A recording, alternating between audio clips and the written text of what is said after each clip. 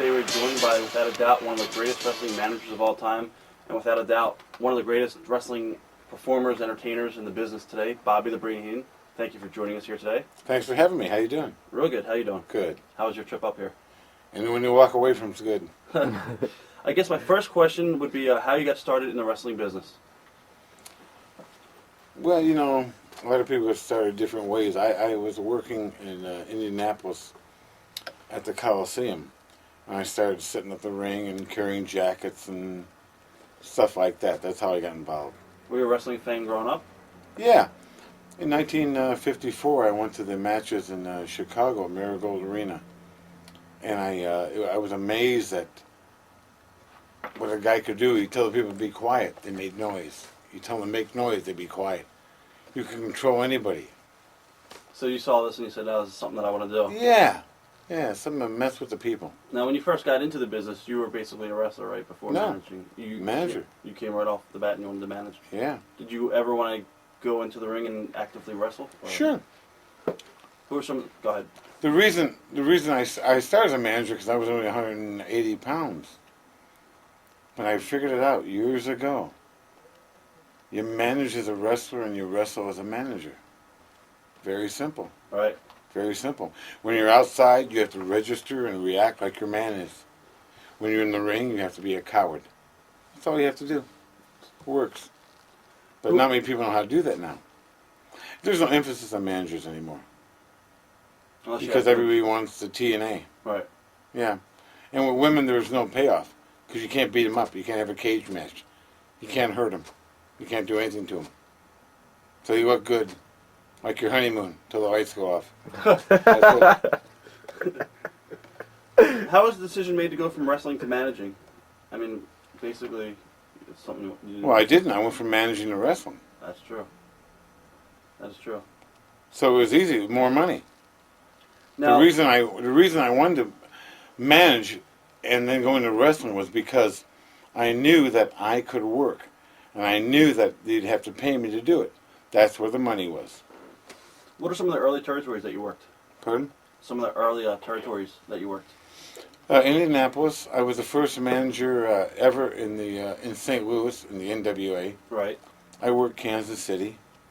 I worked Minneapolis. I worked a little bit in Detroit. I worked in Canada for the Bearman up in Ontario.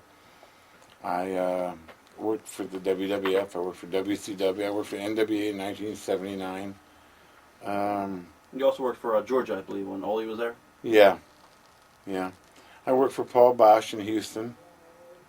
Great guy. Best payoff guy in the business. Really? Yeah. Good man. What are your early memories of working for Georgia with Ole Anderson as booker? How was Ole? Oh, horrible. Horrible. No respect for humans. Everybody says that he's a miserable guy. Yeah. He's the kind of a guy that has a size 10 foot but has a size 9 shoe. Nothing makes him happy. Now, early on, who did you travel with the most in the business? Blackjack Lanza, Baron von Raschke, Pepper Gomez, Wilbur Snyder, myself. Do you have any good road stories from those guys? Or? Yeah, well, they're all good. Same thing. You drive 200 miles and then you come back 200 miles with a case of beer and Slim Jims. It's fun. Right. Not a whole lot of money in those days, but you didn't care because you wanted to do it. Right. You were stupid. You should have realized they're making money off me.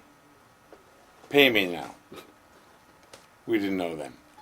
Who are some of the guys responsible for taking you under the wing and teaching you the ropes, the psychology of the business? And No one. Ray Stevens. Ray Stevens? Yeah, Ray talked to me a lot. Other than that, all you had to do was open your eyes and see what was right and wrong to do. You could tell guys that were over and guys that weren't over. And guys that are always underneath will always be underneath. I told my wife one day, we had an argument. I said, if you could have done any better, you would have. And that's the simple. If guys want to be champion, they'll get there. If they don't, they won't. A lot of guys think, I can work. I know how to buy trunks. I know how to buy boots. That don't mean you can put asses in a seat. That's what a worker is. A lot of guys say Hogan can't work anymore. He can still put asses in the seats. That's a worker. That's true. That's what it's all about, too. There's no doubt about that. It all boils down to money. If you're in this business for anything more than money, you're a fool. Monsoon told me that. We're going to talk about Grohl. I got a lot of questions regarding him. Do you have any good road stories with Crusher the Bruiser, or any stories on that? No, never traveled with him. How were they to work with? In the ring, easy. Easy. Very easy. Crusher was a very, very, very, very good guy. What were they like outside the ring? Crusher was, he went home to his family, didn't hang around much with anybody, didn't socialize that much. Everybody went home in those days. You were on the road all the time, so you didn't hang around that much. And when you went back to the hotel, you went to bed. Right. Yeah. Now, you mentioned Ray Stevens earlier. A lot of people we've done interviews with in the past say that Ray's probably one of the greatest workers of all time. Yes. No doubt about that. What is your opinion of Ray, and what was he like outside the ring, too? Oh, Ray was fun. He was more fun outside the ring. You didn't know what he was going to do. But he always made you laugh. Like he told me, he said his wife was about 10 years older than him, and she was a wrestler. And he said, I used to have her on her knees twice a week begging. I said, did you hit her? He said, no, she was telling me to come out from under the bed and fight like a man. I said, Ray, how old were you when you first had your first lady? Right. He said, 6. I said, where'd you take her? He said, I don't know, I was too drunk to remember. That's the kind of a guy Ray Stevens was. Right. Everything was fun. And really, I learned a lot from him. Simply that if you got to have fun what you do. You got to have fun. I don't care how much money you make. If you don't have fun, it don't mean nothing. It doesn't mean a thing. What was it like working with, I guess, Vern Gagne and the AWA back in the early... Oh, Vern was fun. He was strict. It was funny. He made you do things a lot of people didn't want to do, like be on time and work and be conscientious. I mean, a lot of guys didn't want to do that. A lot of guys wanted to get there when they felt like it. No, Vern was easy. As long as you worked hard, that's all. He paid you good. I have no trouble with Vern. Memories of working with Nick Bockwinkel and managing him. Oh, Nick was fun. Nick was always, you'd ask Nick a question, he'd tell you how to build a watch. You'd ask him what time it was. Nick had, one night we were in a car and Nick is talking about a paradox. So he says to Ray and I, you know what a paradox is? I said, yeah, it's 2 long dogs. Ray said, no, it's 2 places where you put a boat. The next day, Nick says, have you guys read about the egg deficit in Guam? Ray says, hey, asshole, we're still working on paradox. But Nick used to like to use big words. But that's fine. Nick cared about the business. He cared about himself. Right. And he always wanted to look good, and he was a professional. Memories back then on Hogan and the AWA. Oh, Hogan was phenomenal. When he came into the AWA, Vern wanted him to be a heel. So he put him with a horrible human being, Johnny Valiant. This guy couldn't get over turning on a light. And I don't care how many people Hogan beat, people wanted him to be babyface. They loved him. And that's the way it went. Did you know that he was going to be a huge star in the business? Oh, yeah. Later I saw on? him in '79 in Georgia. I walked in the dressing room, he was just huge, and I just saw, this kid's got it. He's one of those guys that just had it. Do you think that Vern pushed his son too hard at any time, like Greg Gagne? Didn't push him enough. Should have pushed him off the cliff. Do you think Vern pushed himself too hard? How harder could he have pushed him? He owned the territory, owned the belt. All right. How else could he have pushed himself? Could have grown hair. What do you think went wrong with the AWA as far as the business standpoint? AWA tried to fight a promotion that they didn't know how to fight. Vince was New York mentality, showbiz.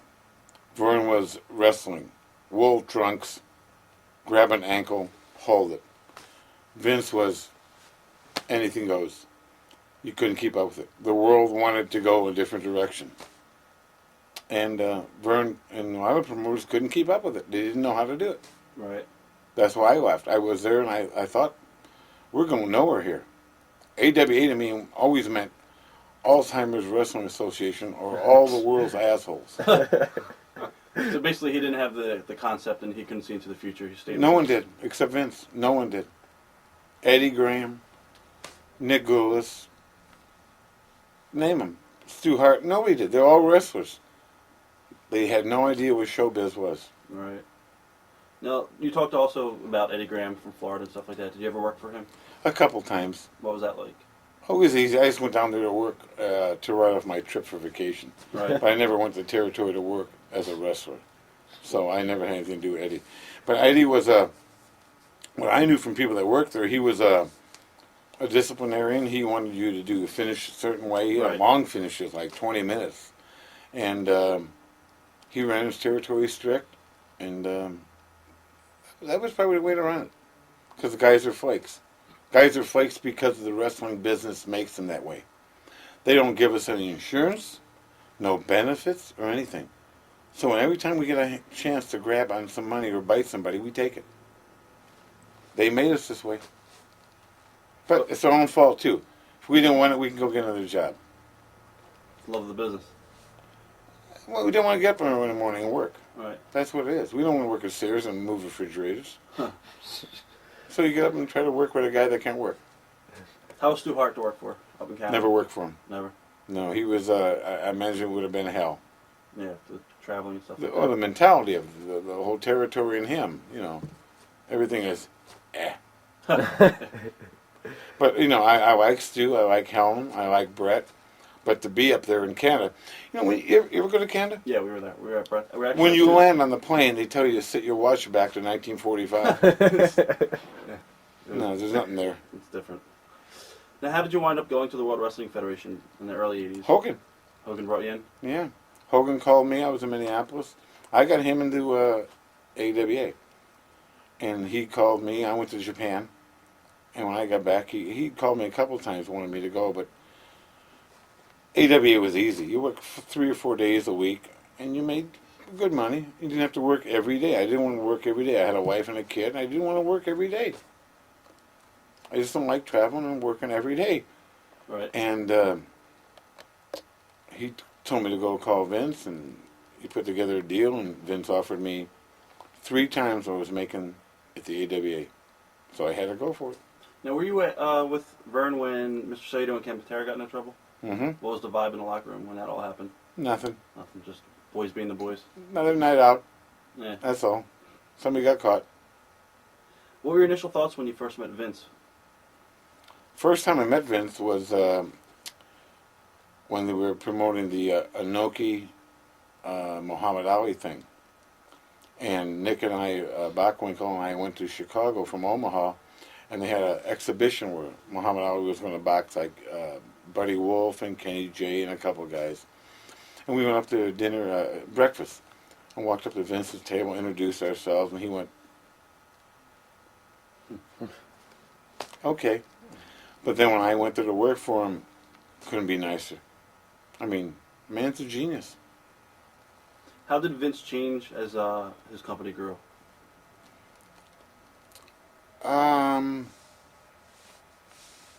When you're there, you can't tell.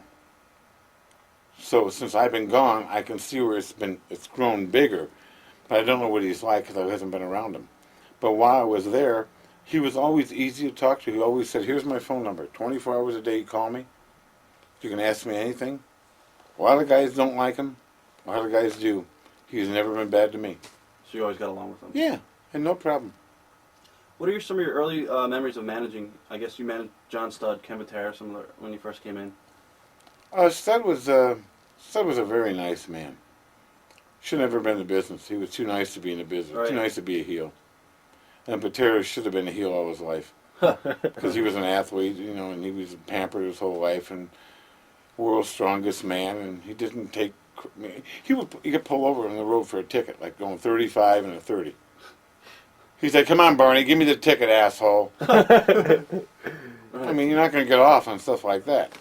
But Studd would always sign autographs and was very nice to people. And Was Hogan different to work with in the WWF than he was in the AWA because of No, bigger star? no, he never changed. He wasn't that way. A lot of guys don't like him because they didn't get to work with Hogan. The reason they didn't get to work with Hogan is because they couldn't draw money with Hogan.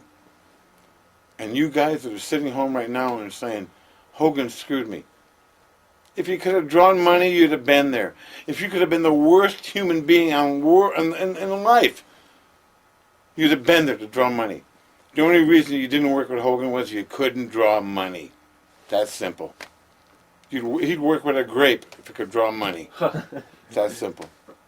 Was there any kind of rivalries between any of the managers? Because you were there at the time, Lou Albano, Jimmy Hart. Like I don't know. I never talked to none of them. I never discussed my career with them. I never discussed money, days off, pay, or anything. What you do is your business. What I do is mine.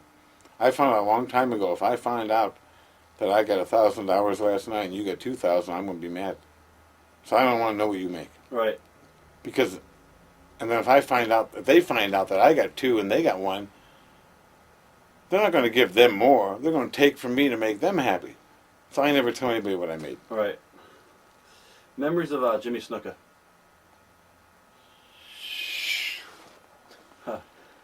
Jimmy was he was good. He was a hell of an athlete, boy. He played rugby, I think, over in Fiji or whatever they do over there. I guess that's just for lunch. But I mean, I don't know how they live over there, but they come out of trees and they jump from place to place. And hell of an athlete, brother. Thoughts on Roddy Piper? Piper is very talented. I remember Roddy when he was in coming out of Winnipeg, Canada, coming to Minneapolis to wrestle. He was about 190 pounds.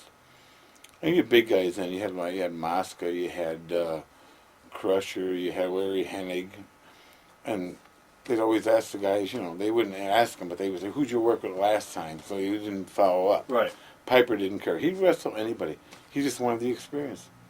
I mean, I could see he was going to be good because he had a good mouth. He could talk. Good talk. Talking will always get you better. Will help you more than your body or your ability. It always does. Speaking of talking, you're probably one of the greatest guys on the mic and very quick-witted. Who taught you basically how to talk in front of the mic, or is it something that you've always had, natural talent? It's so simple. Right now, can you hear I'm slurring on my words a bit? I have TMJ. You know what that is? No. It's a nerve. It goes down to your jaw, into your ear, into your neck, and it's very hard to speak sometimes.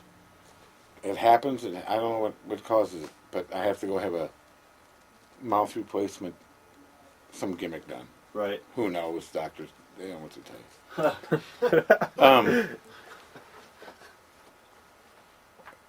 I learned how to talk shaving.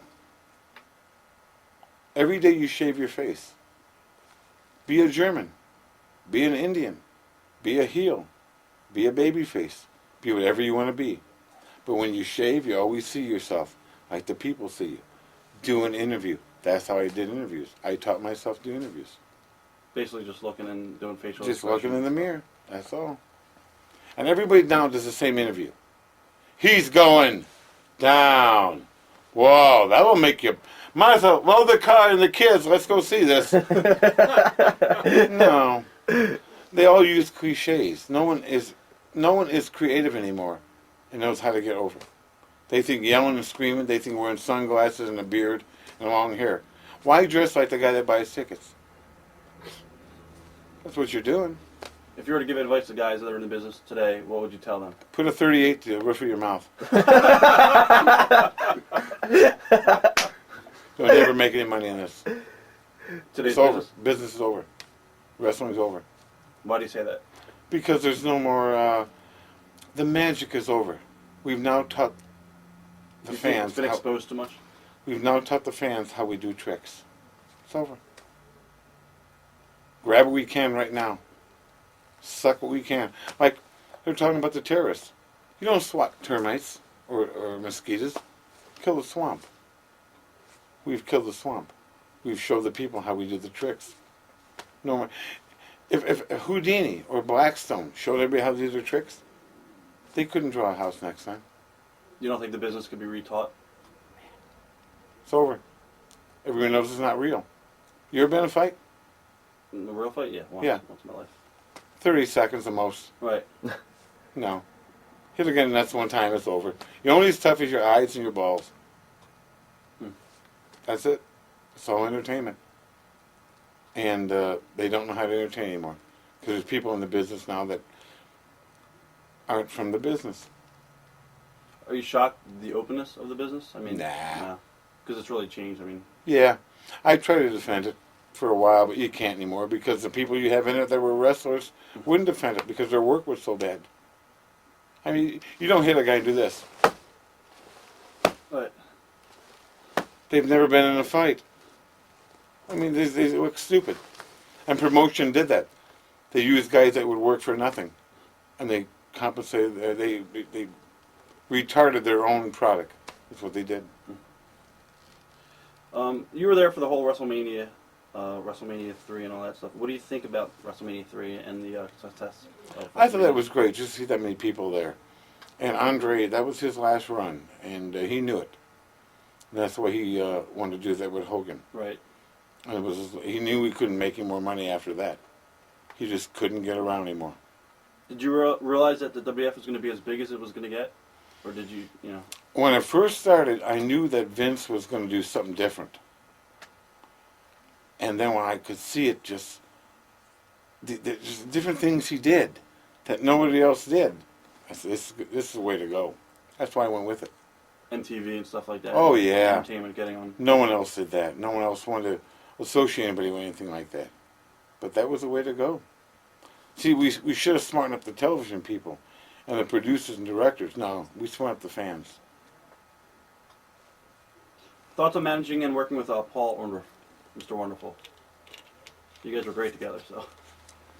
Paul was a very intense guy. He loved what he did, and he cared about how he looked. And he really was concerned about his image. And he always tried to make himself better. That's what I liked about him. When an interview came, what are we going to talk about? How many minutes we got? How much are you going to take? I said, I'll take 30. I'll open it at 15. Give me 10 at the end.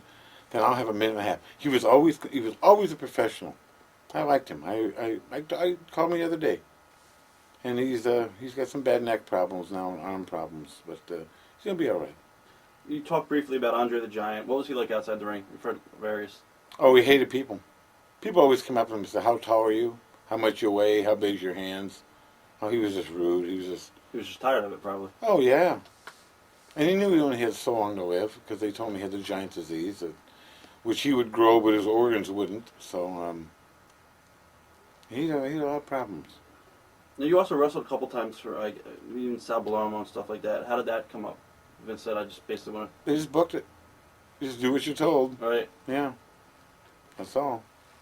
We talked briefly about it a couple seconds ago. How has kayfabe changed from now? I mean, from then to now, as far as, the openness of the business? Well, there is no kayfabe. No, there is none. I mean, in the 60s when I started, the heels rode one car, babyface rode another. You never did that. You never talked to anybody in a restaurant. Or people always say, I remember the other guy, saw this guy and that guy wrestle, and they went in a bar and had a beer together. Nah, didn't happen as much as people think. It really didn't. It probably did, but not like everybody says. Right. People the boys really protected the business because your mentality was, you can't let them know it's fake, or they won't buy tickets, and that's what feeds us. So that's what it was. And stuntmen didn't show you how to do stunts. The funny thing about the business is, we've never said it was real. You people said it was fake. Right? Right. At the beginning of Roseanne show, does Tom Arnold come out and say, I'm not really married to her? Does Carson come out and say, Ed McMahon only is here for a half hour a night? They never tell anybody what it is. It's a show. It was a television show. That's all it was. That's all it was. What was your reaction in the locker room when, I guess, Iron Sheik and Jim Duggan got caught together in the car? Because they were feuding at the time and stuff like that. And I mean, it had to happen. Probably happened 100 times before that. Yeah, just never brought up because WWF was getting popular then. That's why it was. Years ago, they let you go. The cops would let you go. Right. That's what it was. You were popular. Who were some of the earlier guys that you managed also in the WWF? I managed the Missing Link. I remember that. I'm trying not to. What was he like outside the ring, Dewey? He came up to me the first night. He says, "What time is your flight tomorrow?" I said, "Around 10." He said, "Mine's around 11." He said, "If you get there at 9:45, that's fine." I said, "For what?" He said, "To get my boarding pass." I said, "Why can't you get it?" He said, "Well, my gimmick, I don't talk." I said, "Well, you're going to have to now. Because I'm with your manager 20 minutes a night if you go that long." I said, "I'm not paid to take care of you on the road." Right. He said, "Well, I got the face and the hair." I said, "This is New York. They'll just think you have a bad hairdo. Right. They won't care. You'll blend in." But no, I was never anybody's manager. I never wanted to do that. I never wanted to be responsible for someone's life. That's why I never wanted to be a booker or a promoter. I don't want to make sure people make a living. I don't have enough time making myself a living. Don't worry about making a bunch of crybabies a living. Right. Being a manager, if you were a real manager, it would be like working at a daycare center all day with adults. No. I guess the only shoot manager would be Paul Ellering. Yeah, look how good he's doing. All right. So you only What did he ever do? What did he ever do? Yeah. Really, what did he ever do? Couldn't work. Nice guy. Couldn't draw you a dime. He just slid there with the Wall Street Express. Right. That was it.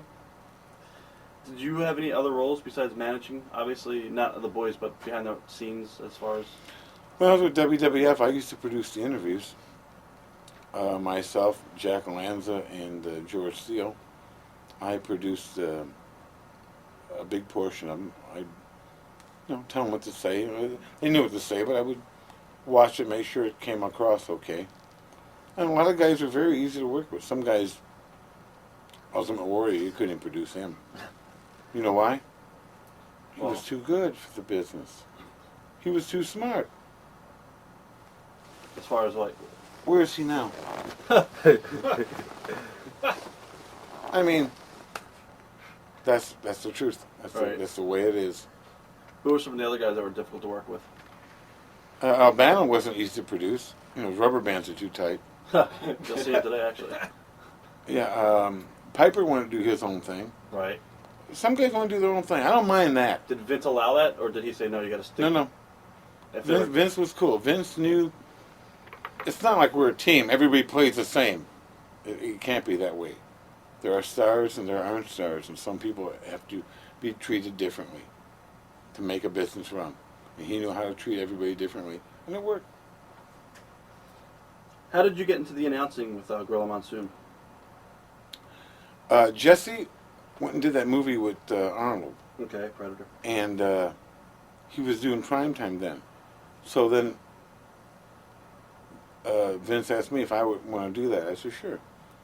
So when I did that, and then I did the Garden, Madison Square Garden, right. And then I did Challenge, and Jesse he's a big movie star then. So I lucked into it. How's it That's work? what happened to me at WCW too. They didn't like Jesse there because him and Hogan have a problem. Right. Jesse has a bigger problem than Hogan does. What is the real story between the two? I mean, I think, first of all, Jesse always wanted to be superstar Billy Graham. And then Graham disappeared. And then in Minneapolis, then Hogan came in. And Jesse was jealous of Hogan. That's what it was. Jesse probably has more sleepless nights worrying about Hogan than he does the state of Minnesota. Hogan is never worried about Jesse. And that's what it is, I think. Jesse's jealous of Hogan. And it carried over there. Jesse was a great talker. Had strange-looking outfits. But when the bell rang, it was over. Couldn't work. No. No. No disgrace. No disgrace to that because I can't be a governor of a state. But he couldn't work. But he could work because he could draw people. But he couldn't take bumps and he couldn't entertain you physically in the ring. Right. That's what I'm saying. He must be good at politics because he's not doing that. So. Well, a lot of people can do that. A lot of people are. There's a lot of good preachers out there too. Exactly. Exactly. I mean, look at Tammy and Jimmy. I'd like them for neighbors. Yeah. I would. Would it be fun looking over the fence? Yeah. Oh, yeah. Gorilla Monsoon, how did you get along with him behind the scenes? Oh, one of the best friends I've ever had in my life. Just an honest, decent man. Meant no harm to anyone. But he was honest with you. He'd tell you if there was something wrong. He'd tell you if you were the shits or weren't. But he was just a good man. Some of the skits you did on primetime were just hilarious. I mean, Never rehearsed anything. all ad lib. We would sit down. What are we going to do tonight? This is the Halloween show. Let's do this and that. That's how it went. And not that we were that good. We just were that good with each other. Right. And it really was fun. It was fun. That was the most thing about it. It was fun. It wasn't a job. I look forward to going to be with him. Yeah. Any of the skits stand out the most? I mean, you guys went to Vegas one time. And I remember Halloween when we did, where Monsoon wore a gorilla mask the whole time and had a tux on and Right. gorilla hands. At the end of the show, we noticed that a cameraman was about the same size as him. So I said, Gino, switch with the guy. So the cameraman came and sat down, put the mask on, put Gino's tux on, had the hands. Right. And as we're wrapping up the show, Monsoon walks in with his bag and everything. He says, I'm sorry I'm late. Who have I been with for 2 hours? Right. But just stuff like that we used to do. And he was the best. I remember we went to the movie set, and I think it was the Western movie He set. blew up with the dynamite. Yeah. Oh, yeah. Monsoon. That took us 2 days. Old Tucson. Yeah, it was great. He was mad because I was doing a Super Bowl. He wanted to watch the game. Right. He didn't want to be there doing that. Right. Did anything ever go wrong with the skits? I mean, when you went to Vegas with the live people, Nah. everything was. Nothing. It didn't matter. See, when you're the brain, that's the best gimmick in the world because people expect you to be stupid. So no matter what you do, if it screws up, it works. If it works fine, it works. You can't fail being the brain if you don't care.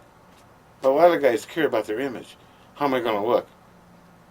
Like Monsoon said, if you're in this for anything more than money, you're a fool. Who are the Rosati sisters? They were three ladies from upstate New York that were friends with Vince McMahon's, and he liked them, and they were just real fans. They were Right. really, really nice people. Yeah. When they did Terry Taylor and Brooklyn Brawler, they did the angle in the studio where he slammed them through the thing. Do you think they could have utilized that show for more angles, like live, or because that seemed to come off all right? Is that I barely remember that. That thing with Terry Taylor and me, that was an embarrassment. I did it because Vince wanted me to, but I mean, he wasn't a top guy. He was never going to draw you money. He was just an underneath guy. So he made him a rooster. So, Brawler, you could have done better with him if he'd been smarter. He was from Brooklyn, but he didn't know how to be a brawler. I took him to Hershey Park Arena, had him lay underneath the boilers and get dirty. He went outside and rubbed dirt on himself. I said, not that kind of dirt. You got to have building dirt. Right. You got to look like, he'd wash his shirt. Nobody washes your shirt. You're a brawler. So that's what I'm saying. Some guys are main event. Some guys aren't. The difference between a limo driver and a cab driver. What's that? Limo driver has a suit. It's the only difference. Getting back to Terry Taylor, do you think that Vince put him into that gimmick as a dig because he was booking for Bill Watts? Oh, I don't think Terry Taylor was ever a problem where anybody had to punish him for what he did. He was so minute; it was unbelievable. Right. I'm not a real fan of his. No, I don't like him. Any specific reasons, or? Yeah, he's not a truthful guy. He lied to me at WCW, and he lied to me. I don't trust people that don't lie to me. Sorry. Do you want to talk about it, or as far as what happened? No, it wasn't even that important. It was just trivial little kid shit. Right. And that's why he's where he's at. What do you attribute the chemistry between you and Gorilla? You guys worked great together. I mean, Comedy. I think we both like to laugh, and we both had a good time with each other, and we both realized that wrestling is not. It's not a cure for cancer. It's not a heart transplant. It's entertainment.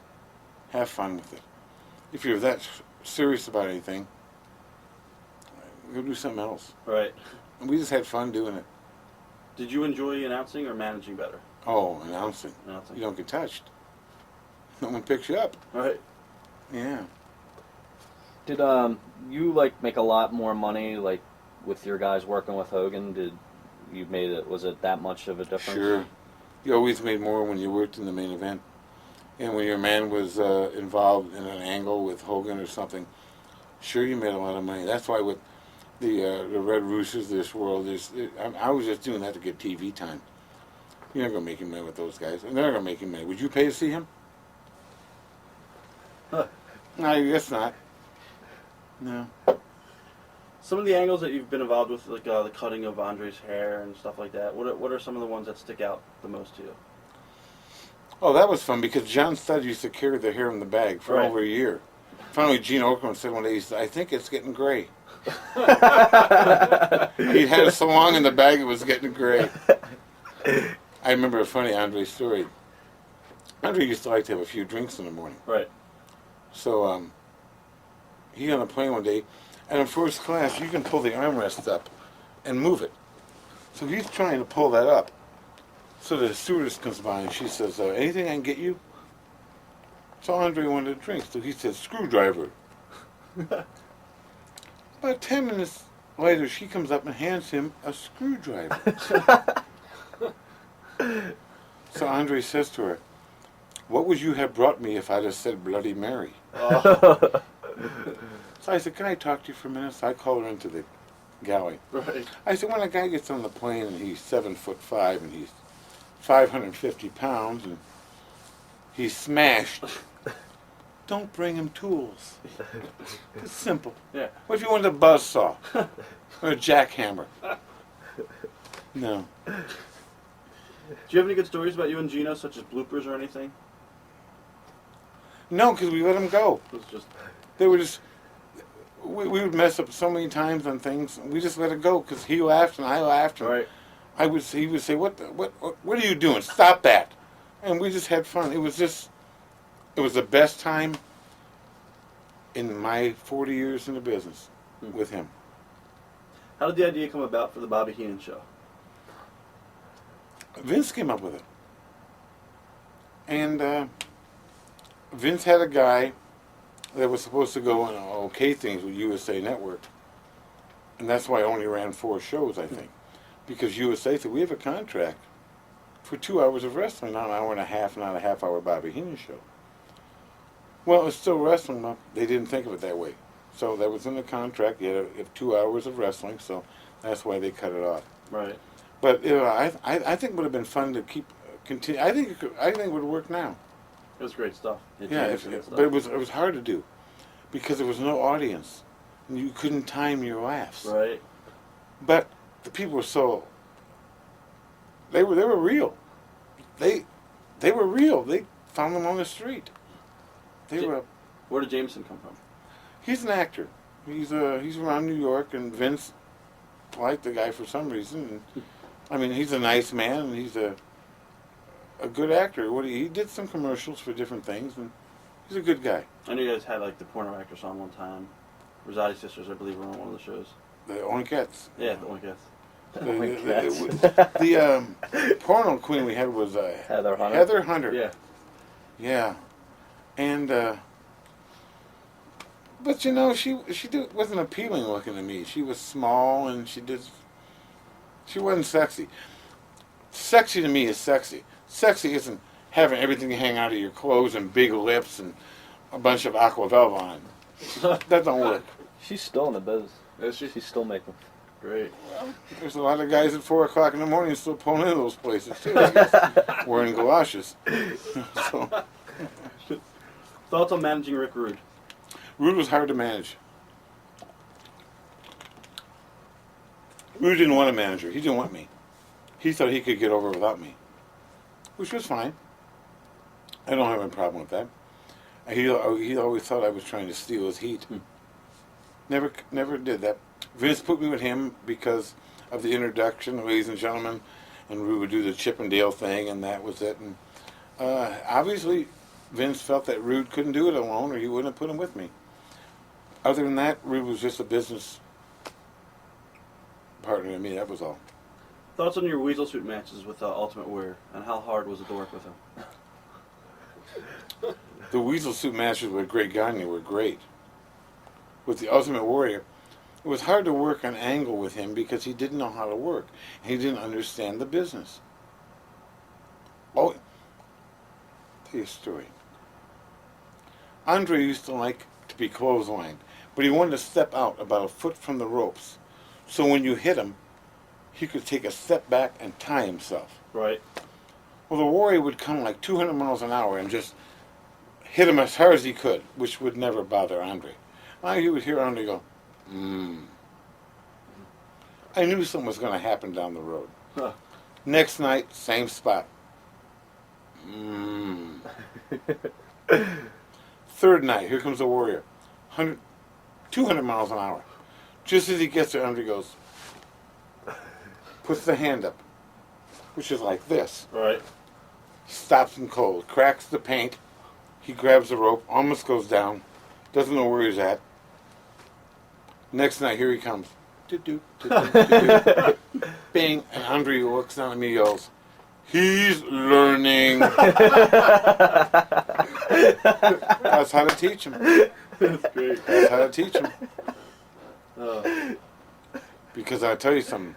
If Andre did not want you to have a good match, forget it. There's Right. nothing you could do to him. There's nothing you could do to him. We've heard that before. I think Jake said that. Yeah. Every time he went to pick him up, Andre would step on his hair. Oh, I told you, Andre. Stand on his hair and pick him up. I would tell Andre used to like to stand on you, too. I would tell him hop. Unbelievable. Oh, yeah, he could do every one. He used to like to sit on the Iron Sheik. When the Sheik's head faced that way, he would sit this way on him and take his arms and row him like a boat. Unbelievable. Just hated the Sheik. Hated him. Because he pushed people around and took advantage of people in the ring. That's what Andre didn't like. You know, a lot of guys in the old days were weekend wrestlers. They had jobs. And they would come on TV and they weren't any good. They shouldn't have been there. Right. So some guys would hurt him. Well, that's not going to help you in your match. It's not going to help you when this guy punch you and throw you around either. So what you do is you take him down, you get holes, you get yourself over. You work with the people, you get the announcer, you kill 6 minutes. Forget him. But a lot of guys will go out there and want to give those guys spots. Right. You can't. They can't do them. Then they get mad at them when they mess them up and they beat the hell out of the guys. These guys are working for the weekend. They have a job during the week. They have to feed their families. People never cared about that. When Ric Flair came into the company, whose idea was it to put you with Ric Flair? Because a lot of people said, why did they put Bobby with Ric Flair? Ric Flair's a great talker, and do you think it was, The reason they put me with Ric Flair is because Ric Flair couldn't come in to talk yet. He wasn't free of his contract. Okay, that's right. You guys did the vignettes first. So they belts. sent the belt first. Right. That was it. Thoughts on managing Ric Flair? Great. Great. Fun guy. I guess it seemed eventually you faded out of the Flair, and actually you. Well, I also- had a bad neck. I had broke my neck in '83 in Japan. And it constantly kept getting worse. That's why I quit managing. I just couldn't do it anymore. I was in too much pain. And I just wanted to... It was no more fun. I've done it all. I mean, there was nothing else to do. I've been at an all-night gas station in Japan. So what's left? All right. Yeah. Thoughts on Kurt Hennig? Kurt's a great athlete, good kid. I know his dad and mom very well, and he's a talent. He's misunderstood a lot by people. They think a lot of promotions think he's trying to stick it up their butt all the time. He's just trying to get what everybody's trying to get is money. That's all. All right. What are some of the, favorite wrestlers that you like to work with and work spots out with, and who are some of the least favorite wrestlers that you like? You mean in the ring? In the ring. Oh, I enjoyed working with Red Bastien, Pepper Gomez, the High Flyers, Brunzel and Gagne. I didn't like working with the Warrior because he had no respect for wrestlers. He was just a muscle-bound maitre d' at some titty bar. Probably, I don't know. I mean, he has no wrestling ability.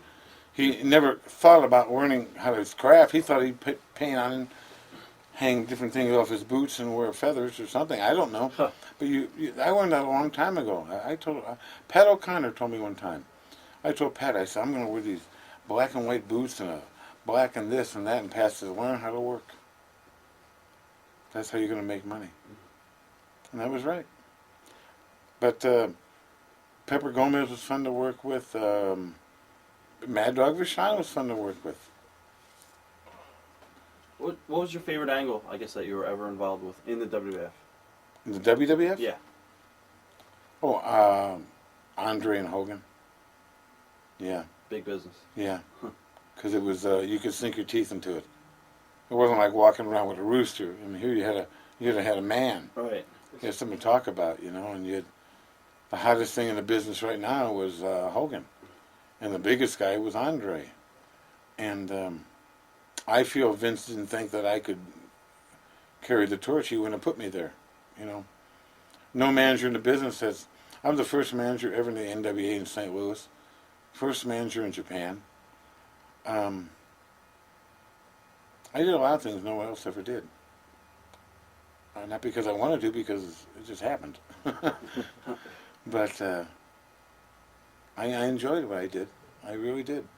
How was Japan? Full of Japs. Really? A lot of Japs over there. Yeah. As far as like working there, what was it Oh, like? it's okay. It's just 1 month you put in, you're on the bus, and you go home. Right. Putting your time. Yeah. Now, when the sex scandal broke out, what was the vibe in the locker room in the World Wrestling Federation?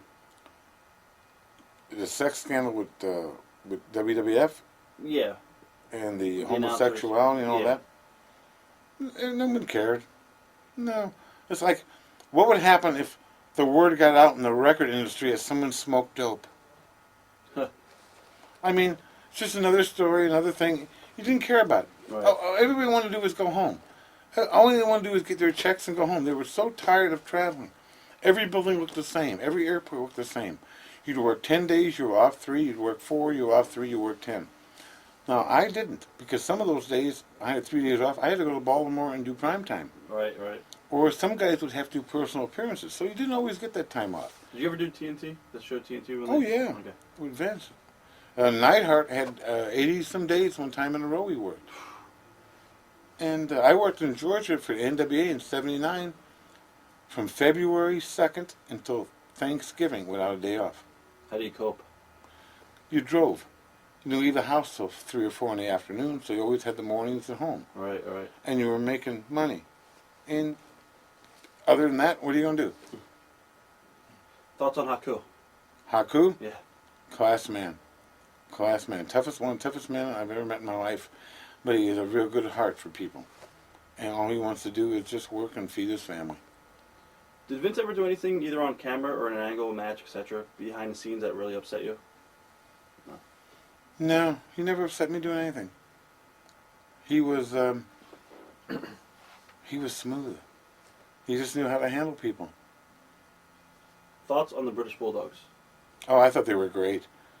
I thought they were the first tag team that really worked as a tag team. You know, you had brother tag teams before, but these guys, I mean, they just spots you never saw with the press slams off the top rope. I thought they were great.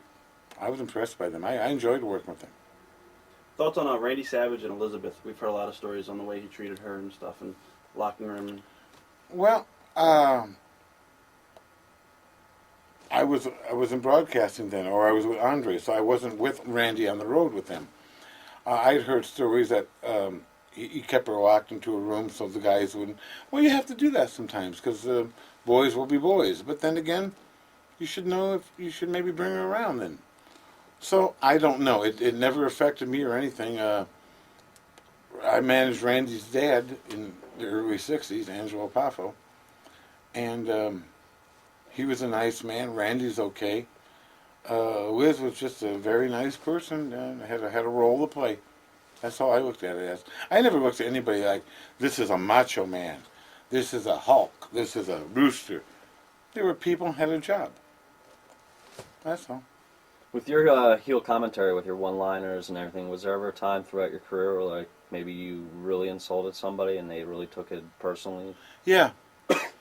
Sid Vicious one day came up to me. I said, he's not the sharpest knife. He's not the sharpest fork in the drawer. That would be sharpest knife, wouldn't it? But being the brain, I made it look stupid, saying not the sharpest fork. Right. Like the Mikey Sheep Dip, the kid here. I call him that because that name will click better than his other name.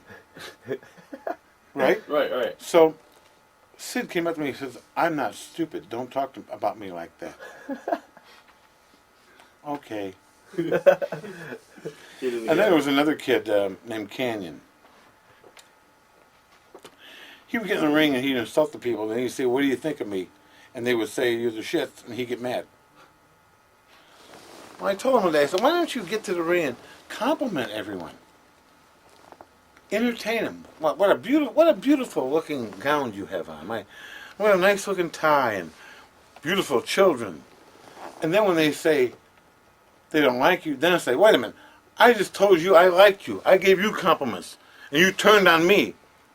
But see, that's when you take a guy on the lowest level of the business and try to put him in a main event level. He wasn't ready. And I told him that. I said, try this. He said, I'll maybe try it at a spot show. So where is he now? Some guys will never make money, and some guys will. Jake That's Roberts. Your thoughts on Jake? Jake Roberts was a tremendously talented man, but he had a lot of mental problems. He had a lot of emotional problems in his life. But interview-wise, when I was producing interviews, I could leave Jake in the room alone and do a week of interviews, him and DiBiase. Never have to worry about them. They would get everything on the money. Right. Yeah. Did you see Beyond the Mat? No. The movie? Okay. I was going No. to ask you about that. Okay. I've never read a wrestling book or watched a wrestling movie or anything like that. Because I think everybody's out there to knock us, and I don't need to be made a fool of. I can do that myself. You also managed Tully and Arn, Mm-hmm. Brainbusters. What was that like? Aaron's a great guy. Tully just got a personality problem. I like Tully, though. But I know his dad real well. Joe and I were very good friends. Tully just, he had problems with people. He had a personality problem. That's okay. Did you and Vince leave on good terms? Yeah. I left there. My contract was up. I was just tired of going to New York. I was just tired of traveling. And my daughter was going to University of Alabama at that time, and I was living in Florida. So I had a chance. I was just going to take off a year and do nothing. I just wanted to take off a year.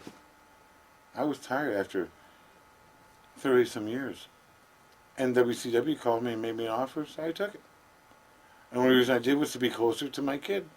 That's all. Had nothing to do with WWF. I mean, WWF was here. WCW's. Right. I mean, it's like playing T-ball to the Yankees. I mean, there was no comparison. It was a very poorly run company. I guess, how were you initially approached by WCW? I was home and I got called to do the Sunday night show. Eric Bischoff called me. I said, sure. So I came in. He gave me an offer. One price to do one show. And then when Jesse quit, I started doing Jesse's stuff. So he gave me a raise to do that. He gave me 3 raises.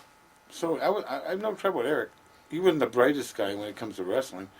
But he gave me 3 raises, so he said, okay. What were your initial thoughts of Eric Bischoff as a person and stuff? Eric Bischoff was a used car salesman that just happened to be involved in wrestling. How would you compare him and Vince? Or Oh. is there no comparison? Walmart, Neiman Marcus. I mean, there's no comparison. There really isn't. First of all, whoever made the decision, whoever came up with the idea to beat Goldberg, that was bad. Yeah. But whoever okayed it, that was worse. Whether it's Eric's fault, whether it's Dr. Harvey Schiller's, or whoever it was, that's what killed the wrestling business. He was the next big thing. They didn't even realize it. Mark McGuire is a good friend of mine, and Mark McGuire came to Atlanta, and he wanted to meet Goldberg because Mark likes to work out. So McGuire was at the ballpark, Right. Goldberg went over to meet him. McGuire ripped his shirt off and rubbed his bat on his chest and went out and hit 70 home runs. We had no one from our company there to film it. Vince would have had McGuire at Louisville picking out the wood and the bat. Right. He'd have had McGuire getting dressed. He'd have had Goldberg putting on a T-shirt, getting ready. Vince would have produced it. Walmart. I think one of the big problems with WCW is there was no guy that came from a wrestling background. There was no money. There was no money that came out of their pockets. Vince is a wrestling company that needs TV to survive. WCW was a wrestling company that just happened to have us on. Eric Bischoff's money was not, that was Turner's money. Ted didn't care. Vince's money is Vince's money. When I pay you for something, you better do it. They were giving guys money that you couldn't even believe. Guys that shouldn't have made 50 cents were making $500,000. It just, I mean, fans could see it. It didn't work. It was ridiculous. They never followed up an angle. They never did anything. They would do something and then let it lay. Never. What were you thinking the night that everything went down between you and Brian Pillman at the Clash of Champions? That was an accident. See, when you do TV, you can't look into the ring. You have to watch a monitor. Right. So I'm watching a monitor. I don't know Pillman. Never met him. He walked behind me and pulled my coat down around my shoulders, just playing. Right. But I had neck damage. And I thought it was a fan coming and grabbing me. So I yelled, "What the?" Right. But I didn't know it was Pillman. Wrestlers are dumb. They think, go mess with the announcers because they're on camera all the time. Don't they ever watch the show? We're only on camera maybe at the beginning, maybe at the end. WCW never put us on that much. They didn't know how. They were stupid. Let's open up as we're getting out of limos. Everybody gets out of a limo today. When you open up like that, you think, have I missed something? You got to start the show. You got to tell who the announcers are. What's coming up? What you're going to see. Make it exciting. That's how I feel. WCW just it was a television production that had nobody in charge that knew what they were doing. It was pitiful to watch. Thoughts? And Tony Schiavone was the worst. Because he didn't like the fans, he didn't like the wrestlers, and he wouldn't tell Mike Tenay and I anything about what was going on. His secret to life was knowledge is power. So he felt if he knew something, he was more powerful than us. Big deal, you know this guy's going over. Who cares? And sometimes they wouldn't tell us what was going on. They said, we want it to be like a shoot. Well, how would you react? So I told them, I said, I wouldn't say nothing. Because we've never seen one. It don't happen. It's entertainment business. They never could understand that. They could not understand that. They also put you with Steve McMichael, I believe. Steve McMichaels was up for an Emmy Award when he was doing... Anybody can be up for an Emmy Award. They pick like 30 people, but only like 4 go for it. But he was at a different level when he was doing the television, radio for the Chicago Bears. And he was a Super Bowl champion, all that. And Eric Bischoff just fell in love with the guy because of who he was. But Bobby Heenan cannot do hockey. I can't even say the names. Look at eye charts. I can't do football. I can only do wrestling. McMichaels can do football. He can't do wrestling. Some guys just can't do certain things. Madden can't do wrestling. But they liked him. They wanted a younger and more MTV look. So that's why they took me off and put Madden on. That's a good look. Oh.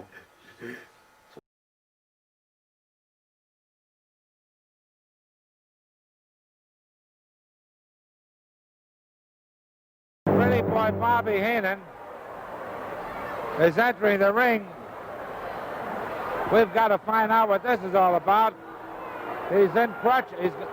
His knee is taped up, and he's.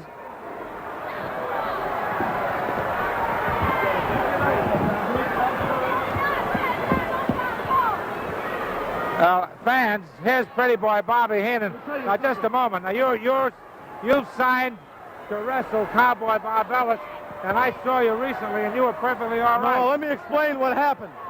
Came down to watch the matches. Now, as I did that, I fell and hit my knee on the steps. I've had it checked, and I just can't wrestle tonight. Now, I came out here for one purpose. That's to show the people and everybody that I have good intentions. That I wanted to beat this farmer, this hayseed hillbilly. Well, ladies and gentlemen, the scheduled match is Pretty Boy Bobby Heenan against Cowboy Bob Ellis. I wanted to wrestle him. I'm perfectly capable of wrestling him right now, but they won't let me wrestle. As you see, I have a brace on my leg. As iron supports, I'm on a crutch. I don't know how long I'll be on the crutch, but I would like right now to have a postponement. Maybe in the next couple months, maybe 5 or 6 months, then my knee will be ready, just like Lance's will hurt, and I'll be able to wrestle. He's man enough to come up here and ask like a gentleman that he is. Yes, that's more than a lot of people have shown. I just ask a little consideration is all. Bob, I think he's trying to edge his way out of the match. I don't know, but that stud was all right just not too long Yes, ago. you're right there. No, like I said, I fell on the steps. I hurt my leg. Would you check and see if it would be okay if they could postpone this for a couple months, maybe 5 or 6 months? If you signed for this match, then you got to go through it. He's No, trying to be wait, a no, wait. gentleman about this. He's got a hurt knee. I realize I signed for this. Fans, I don't know what to say. Referee, but the leg is hurt. You can't send me in with a bad leg like that. You can't send me with Well, ladies and gentlemen, I don't know what the outcome of this will be. Bobby Heenan has entered the ring with a crutch, claims that he cannot wrestle. Bob Ellis is ready. With Heenan are Lanza and Mulligan. And there's a big argument going on in the ring. We saw Heenan not too long ago, and he was all right, but you heard his explanation.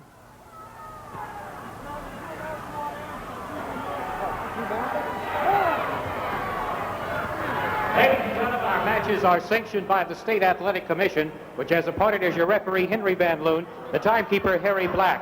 This match has a 15-minute time limit, one fall to a finish. Introducing at a weight of 252 pounds from San Angelo, Texas, the great Cowboy Bob Ellis.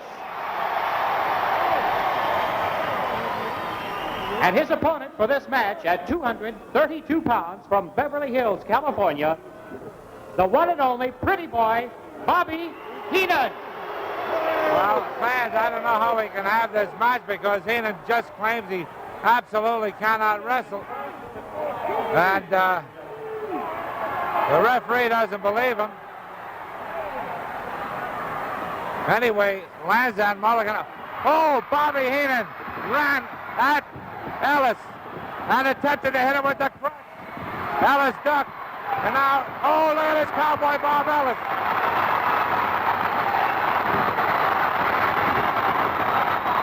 Ellis is working over Lanza and Mulligan. And Heenan is, oh, there it goes. The Bulldog headlock. He has laid out Lanza. Now he's working on Mulligan. Heenan is making himself scarce. He drops Mulligan. Hey, now he's chasing him.